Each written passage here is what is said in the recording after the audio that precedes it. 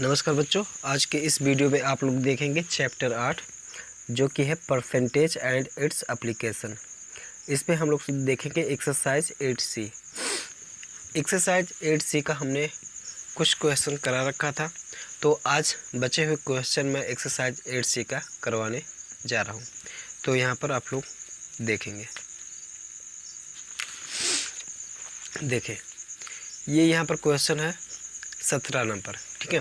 16 number तक मैंने करा रखा है, 17 नंबर क्वेश्चन देखिए लिखा है एक publisher sells a book for 168 at a profit of 20%।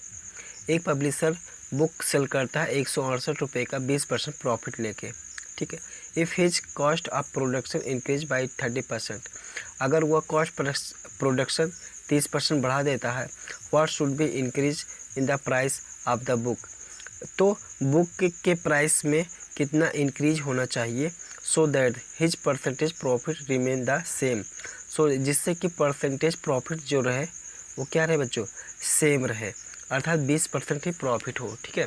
इस प्रकार से कह रहा है। तो देखो क्या करेंगे, यहाँ पर हमें सेलिंग प्राइस दिया हुआ है, सेलिंग प्राइस 168 रुपया दिया हुआ, मैंने ये भी लिख लिया, ठीक है। प्रॉफिट 20%, तो जब प्रॉफिट 20% यहाँ पर मिल रहा है, 168 रुपये बेचने पर 20% प्रॉफिट मिला, तो कॉस्ट प्राइस क्या होगा तो कॉस्ट प्राइस हमने यहाँ पर क्या किया, डायरेक्ट फार्मूला लगा लिया, ESP × 100 बटे 100 + P। इस तरीके से मैं यहाँ पर वैल्यू पुट करूँगा, सेलिंग प्राइस के यहाँ पर वैल्यू पुट करूँगा 168 × 100 बटे 100 + 20। इस तरीके से पुट करेंगे और इसको काटेंगे बच्चों, यहाँ पर काट लेंगे तो ये आ जाएगा सेलिंग प्राइस 140 रुपये आ जाएगा, ठीक है। सेलिंग प्राइस 140 रुपये आ जाएगा। तो न्यू सेलिंग प्राइस क्या हो जाएगा, न्यू सेलिंग प्राइस ये कह रहा है कि 30% बढ़ा दिया जाए, तो 30% जब बढ़ाएंगे बच्चों तो इसका मतलब 140 का 30% अर्थात 130% हो जाएगा। तो जब मैं इसमें जोड़ूंगा तो 130% मतलब 130 बटे 100 आ जाएगा, ठीक है बच्चों। अब देखो कॉस्ट प्राइस क्या आ जाएगा, न्यू कॉस्ट प्राइस, तो जब इसको मैंने ये 0 काट लिया, ये 0 काट लिया और 14 और 13 का गुणा करूँगा तो 182 आ जाएगा, ठीक है, 182 आ जाएगा। फिर कह रहा है तो 182 तो हमने कर दिया, ठीक है। कह रहा है 20% क्या होना चाहिए, प्रॉफिट होना चाहिए, तो ये कितने रुपए बेचेगा यहाँ पर सेलिंग प्राइस, ठीक है। तो देखो यहाँ पर कॉस्ट प्राइस, इसका फार्मूला हमने डायरेक्ट निकाला, कॉस्ट प्राइस 100 + P, प्रॉफिट हो गया और बटे 100। 182 का जब बच्चों हम यहाँ पर निकालेंगे, इसको फार्मूले में रख के, तो 120 बटे 100 हो जाएगा, ठीक है। तो 120 को 182 × 120, इसको जब काटेंगे तो ये 0 कट जाएगा, 2 × 12 अच्छे से, 2 × 5 10। इस तरीके से जब काटेंगे तो 1092 बटे 5 आ जाएगा। तो न्यू सेलिंग प्राइस कितना आ जाएगा, 218.4 रुपये आ जाएगा, ठीक है बच्चों, 218.4 रुपया। तो यहाँ पर इंक्रीज कह रहा है कि इंक्रीज मनी कितना रुपया हो जाएगा, तो देखो 218 पहले से था, ठीक है, 218 बाद में हुआ और 168 क्या था बाद में, जो पहले रुपया था वो 168 था और बाद में क्या किया गया, इतना बढ़ाया गया है। तो इसका मतलब 50 रुपया 50.4 इतने की क्या हो जा रही है यहाँ पर, जो इंक्रीज प्राइस करा जा रहा है, अर्थात 168 में 50 रुपया बढ़ाया जा रहा है, 50.4 रुपया, ठीक है। तो उम्मीद करूँगा समझ में आया होगा। फिर अगला क्वेश्चन देखते हैं हम लोग। देखिए 18 नंबर में है, the difference in price when a commodity is sold at a profit of 4% and at profit of 6%, ठीक है। कह रहा है डिफरेंस पता करिए इन प्राइसेस में, जबकि किसी कमोडिटी को सोल्ड किया जाता है, बेचा जाता है 4% प्रॉफिट लेके एंड 6% प्रॉफिट लेके, और इसका जो डिफरेंस दिया हुआ है यहाँ पर दिया हुआ 3 रुपया, ठीक है। तो कह रहा है कि find the selling price of the commodity in 2 cases. तो यहाँ पर सेलिंग प्राइस आपको पता करना है या हमको बताना है इन दोनों केसेस में। तो देखो बच्चों यहाँ पर क्या करा जा रहा है, पहले 4% प्रॉफिट लिया जा रहा है, ठीक है। तो 4% तो हम यहाँ पर मान लेंगे जो कॉस्ट प्राइस है क्या है बच्चों, x है, ठीक है। दोनों केस में हमने मान लेते हैं कि जो कॉस्ट प्राइस है वो x है। 4% प्रॉफिट लिया जा रहा है, तो इसका मतलब सेलिंग प्राइस कितना हो जाएगा बच्चों, सेलिंग प्राइस कॉस्ट प्राइस का 104%, यहाँ पर देखो 104 बटे 100 हो जाएगा, ठीक है। तो जब इसको हम लोग निकालेंगे तो यहाँ पर आ जाएगा 104 x बटे 100 हो जाएगा सेलिंग प्राइस। और और इस केस में यहाँ पर देखो क्या हो जाएगा बच्चों, प्रॉफिट जो लिया जा रहा है 6% लिया जा रहा है, तो सेलिंग प्राइस क्या हो जाएगा, एक्स का मतलब कॉस्ट प्राइस का 106% हो जाएगा। ठीक है, 106% निकालेंगे तो 106 एक्स बटे 100 हो जाएगा। ठीक है, जैसे कि क्वेश्चन में कह रहा था कि इसका डिफरेंस दिया हुआ है, अर्थात ये जो सेलिंग प्राइस निकाला और मैंने केस 2 का जो सेलिंग प्राइस निकाला उसका डिफरेंस दिया हुआ है 106 एक्स बटे 100 माइनस 104 एक्स बटे 100 बराबर 3 दिया हुआ है। ठीक है, तो यहाँ पर क्या कर लेंगे, यहाँ पर देखो बटे में 100 है। ठीक है, तो 106 एक्स और माइनस 104 एक्स बराबर 3 हो गया। ठीक, अब देखो क्या करेंगे, यहाँ पर इसमें से जब 106 एक्स में से हम लोग घटाएंगे 104 एक्स तो 2 एक्स बचेगा, तो इधर हम 100 इधर भाग में था, इधर जाके गुणा में हो गया। ठीक है, अब देखो यहाँ पर क्या हो जाएगा, तो हमने यहाँ पर इसको काट करके इसकी वैल्यू निकाली, अर्थात 2 इधर भेजा तो इधर 2 से काटे तो 50 बार चला गया। ठीक है, तो इसको जब गुणा करेंगे 50 और 3 का तो 150 आ जाएगा। तो ये एक्स निकला क्या है बच्चों, एक्स हमने कॉस्ट प्राइस माना था, क्या माना था, कॉस्ट प्राइस। इसका मतलब जो दोनों कंडीशन में कॉस्ट प्राइस वो कितना है बच्चों, 150 रुपया है। ठीक है, दोनों कंडीशन में कॉस्ट प्राइस जो है वो 150 रुपया है। ठीक है, अच्छा यहाँ पर फिर देखो पूछ रहा था सेलिंग प्राइस, क्या पूछ रहा था, सेलिंग प्राइस। तो यहाँ पर पहले केस में जो सेलिंग प्राइस होगी बच्चों, सेलिंग प्राइस हम लोगों ने निकाला था 104 एक्स बटे 100, तो एक्स की वैल्यू जब आ गई यहाँ पर 150 तो हमने यहाँ पर 150 पुट कर लिया और ये 0 0 से काट दिया। इस तरीके से जब मैं यहाँ पर भाग करूँगा बच्चों तो ये सेलिंग प्राइस जो आ जाएगी 156 आ जाएगा। सेलिंग प्राइस कितना आ जाएगा, 156 आ जाएगा। ठीक है, तो पहले केस में जो सेलिंग प्राइस थी वो क्या था बच्चों, 156। दूसरे केस में यहाँ पर सेलिंग प्राइस देखो दिया हुआ था तो 106 एक्स बटे 100 हमने निकाला है यहाँ पर। तो अब एक्स की जगह पर वहीं पर 150 रखेंगे और ये काटेंगे, काट पीट के इसको करेंगे तो यह सेलिंग प्राइस 159 रुपया आ जाएगा। ठीक है, 159 रुपया आ जाएगा। अगला देखेंगे बच्चों 19 नंबर में है, ए मैन, पहले ऐसे क्वेश्चन को बहुत ध्यान से समझना होता है, पढ़ना होता है। कह रहा है कि a man bias A plot of land at 3,60,000, मतलब एक आदमी है जो क्या करता है, बाय मतलब खरीदता है एक प्लॉट को 3,60,000 में। ठीक है, एक आदमी एक प्लॉट को 3,60,000 में खरीदता है, ध्यान से समझना इसको। ही सेल्स 1/3 ऑफ द प्लॉट, वह बेच रहा है या बेचता है 1/3 अर्थात 1/3 भाग प्लॉट का बेच देता है 20% लॉस सह के। ठीक है, ध्यान समझना, उसने 1/3 बेच दिया 20% लॉस सह के। Again he sell 2/3 of the plot left at a profit of 25%।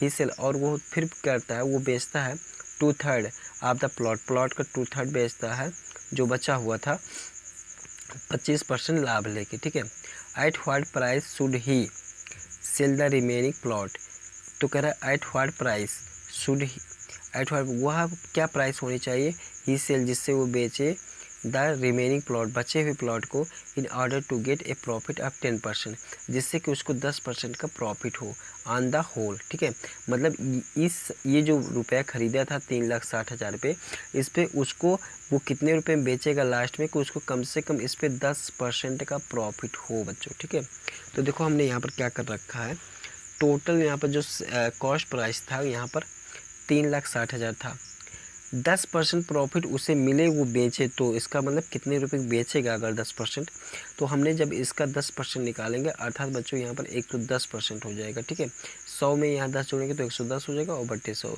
110% जब इसको निकालेंगे हम लोग तो ये आ जाएगा यहाँ पर 3,96,000, अर्थात वह इस प्लॉट को अगर 3,96,000 पे बेचेगा तो उसको 10% फ़ायदा मिलेगा। ठीक है, अब देखो क्या कर रहा है, जो प्लॉट था उसका 1/3 बेच रहा है वो, तो 1/3 उसको बेच रहा है, अर्थात वह 3,60,000 का 1/3 निकालेंगे तो ये 1,20,000 आ जाएगा, 1,20,000 आएगा। लॉस से कि 20% पे बेच रहा है, तो हमारा सेलिंग प्राइस क्या हो जाएगा बच्चों, सेलिंग प्राइस का यहाँ पर डायरेक्ट फार्मूला होता है कॉस्ट प्राइस गुणे 100 माइनस सेल बटे 100 होता है। ठीक है, तो इसको हम लोग करेंगे तो 1,20,000 का जब हम इसको यहाँ पर मान रखेंगे 100 माइनस ये 20 हो जाएगा बटे 100, तो 1,20,000 80, देखो इसमें से घटाएंगे 20 तो 80/100 आ जाएगा। इस तरीके से 0 0 काट लेंगे और गुणा कराएंगे तो सेलिंग प्राइस जो आ जा रहा है बच्चों वो 96,000 आ जा रहा है। सेलिंग प्राइस 96,000 आ जा रहा है। अर्थात इसका मतलब क्या कि पहले जो 1/3 प्लॉट को बेच रहा है वो 96,000 में बेच रहा है, ठीक है। रिमेनिंग प्लाट जो बचा हुआ प्लाट है इसका मतलब क्या करा है यहाँ पर, रिमेनिंग प्लॉट 3,60,000 में 1,20,000 घटा देंगे, क्यों 1,20,000 घटा देंगे, ठीक है। तो 1,20,000 इसलिए हमने घटा दिया क्योंकि आपको पता है कि जब हमने 1/3 निकाला था तो 1,20,000 आया था, तो जब इसमें से घटाएंगे तो 2,40,000 बचेगा, ठीक है। तो 2,40,000 का यहाँ 40,000 का यहाँ 2/3, क्योंकि जो बचा हुआ प्लॉट है उसका 2/3 निकाल लेंगे, तो अर्थात 2,40,000 का 2/3 निकालेंगे तो ये आ जाएगा 1,60,000 रुपये आ जाएगा। 1,00,000 कितना आ जाएगा, 60,000 आ जाएगा। तो 1,60,000 का जो प्लॉट है यहाँ पर वो क्या कर रहा है, यहाँ पर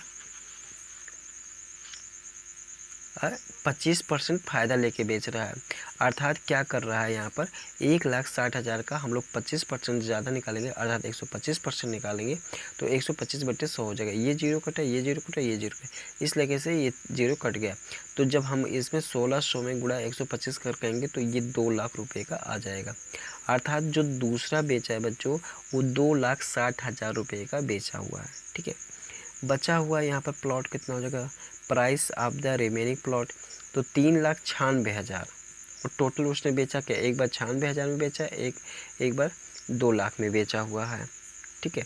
तो उसका मतलब 3,96,000 में जो है 2,96,000 निकल गया। तो यहाँ पर जो बच रहा है 3,96,000 में 2,96,000 तो 1,00,000 रुपया सीधे बच रहा है। अर्थात जो बचा हुआ प्लॉट है अगर वो 1,00,000 रुपये का बेचेगा तो उसे कम से कम 10% का प्रॉफिट होगा, ठीक है। तो उम्मीद करूँगा आपको समझ में आया होगा। एक सवाल और देखेंगे हम लोग, उसके बाद बचे हुए सवाल देख लेंगे बच्चों दूसरे वीडियो में, ठीक है। तो यहाँ पर मैं कितना नंबर था, 19 नंबर था, तो अब मैं 20 नंबर यहाँ पर बता रहा हूँ। तो 20 नंबर देखेंगे जैसा कि आप लोग के स्क्रीन पे दिख रहा होगा, लिखा है 20 number, A shopkeeper bot locks at the rate of 8 locks for 34 रुपया, ठीक है 34। एक शॉपकीपर लॉक खरीदता है, ठीक है, at the rate of 8 locks, 8 lock 34 रुपये का खरीदता है, एंड सोल्ड और उसके बेचा at the rate of 12 lock for 57, अर्थात 12 लॉक वो 57 रुपये में बेच रहा है। क्या 8 लॉक खरीद रहा है 34 रुपये में और 12 लॉक बेच रहा है 57 रुपये में, समझ रहे हैं। एंड तो कैलकुलेट करना क्या, हिज गेन परसेंट, तो उसके प्रॉफिट परसेंट को यहाँ पर बताना है। दूसरे में the number of locks he should sell to earn a profit of, ठीक है, ये 200 प्रॉफिट ऑफ 245 दिया हुआ है। तो देखो यहाँ पर पहले बताना है गेन परसेंट, ठीक है। तो इसका मतलब यहाँ पर सबसे पहले ध्यान से इसको समझना क्योंकि थोड़ा सा क्वेश्चन दूसरे टाइप का है। तो cost price of 8 lakh, 8 lakh का कॉस्ट प्राइस दिया था 34 रुपया, तो जब 8 लाख का कॉस्ट प्राइस है 34 रुपया तो 1 लाख को कितना होगा, 34/8 होगा, ठीक है। सेलिंग प्राइस दिया हुआ 12 लाख का 57 रुपया, तो 1 लाख का सेलिंग प्राइस क्या हो जाएगा, बस 57/12 हो जाएगा, ठीक है। गेन क्या हो जाएगा, गेन को हम लोग पता है, गेन निकालने के लिए selling price minus cost price करते हैं। तो सेलिंग प्राइस 1 लाख का यहाँ पर अगर मैं देखूँ तो 1 लाख का 57/12 दिया, तो 57/12 लिख लिया। कॉस्ट प्राइस 34/8 है तो 34/8 हो गया, ठीक है। अब यहाँ पर देखेंगे 12 8, ठीक है। तो 12 8 का जब एलसीएम लेंगे तो 24 हो जाएगा, तो 57 × 2 माइनस 34 × 3 हो जाएगा, तो 57 × 2 करेंगे तो 114 हो जाएगा और माइनस 34 × 3 102 हो जाएगा और बटे 24 हो जाएगा। तो 114 में से 102 घटाएंगे तो बचेगा 12/24, ठीक है। इस तरीके से अब देखो यहाँ पर क्या कर लेंगे, जब हम काटेंगे तो 1/2 आ जाएगा। अर्थात समझिए यहाँ पर जो एक लाख को बेचने पर उसको 1/2 रुपये का फ़ायदा हो रहा है, ठीक है। तो जब हमें गेन परसेंट निकालना होगा, अर्थात पहले क्वेश्चन जो था गेन परसेंट निकालेंगे, तो गेन परसेंट आपको पता है कैसे निकाला जाता है, गेन बटे CP गुणे 100 होता है। तो गेन 1/2 और CP क्या था 34/8 था, गुणे 100 था। ठीक है, तो 1/2 हो गया। और ये देखो ये क्या हो जाता है बच्चों, इस तरीके से जब बटे के नीचे बटे रहता है तो ये इसके साथ गुणा हो जाता है और ये इसके साथ गुणा होता है। तो 1/2 और 8/34 हो गया। ठीक है, और गुणे 100 हो गया। फिर देखो 2 चौक 8 हो गया, और जब इसको हम लोग काटेंगे तो ये हो जाएगा 200/17 हो जाएगा। ठीक है, और 200/17 को जब हम लोग यहाँ पर मिक्स भिन्न में बदलेंगे, मिक्स फ्रैक्शन में, तो ये इस तरीके से आ जाएगा। ठीक है, तो ये क्वेश्चन हो गया। उसके बाद दूसरा पूछ रहा था कि यहाँ देखो क्वेश्चन में ये 45 रुपये लिखा है, ये बच्चों ये रुपये है। कह रहा है 45 रुपये, the number of locks he should sell, the number of locks की संख्या he should sell to earn a profit of 45। तो 45 रुपये प्रॉफिट अर्न करने के लिए कितने उसे लॉक्स बेचने होंगे। तो देखो यहाँ पर कितने लॉक्स बेचे होंगे। 1.5 रुपया कमाने के लिए बच्चों उसको जो है 1 लॉक को बेचना पड़ा। तो सोचिए 45 रुपये कमाने के लिए उसको कितने लॉक को बेचना होगा। जाहिर सी बात है आपको बच्चों यही सिंपल सा ही पता आ रहा कि 90। ठीक है, 90 लॉक, ये रुपये नहीं है बच्चों, ये लॉक है, 90 लॉक को बेचना होगा। ठीक है, तो उम्मीद करूँगा आपको यहाँ पर 20 नंबर क्वेश्चन तक समझ में आया होगा। बचे हुए क्वेश्चन देखेंगे आप लोग अगले पार्ट में। तो वीडियो देखने के लिए धन्यवाद। अगर वीडियो अच्छा लगा हो तो वीडियो को लाइक और चैनल को सब्सक्राइब कर लें।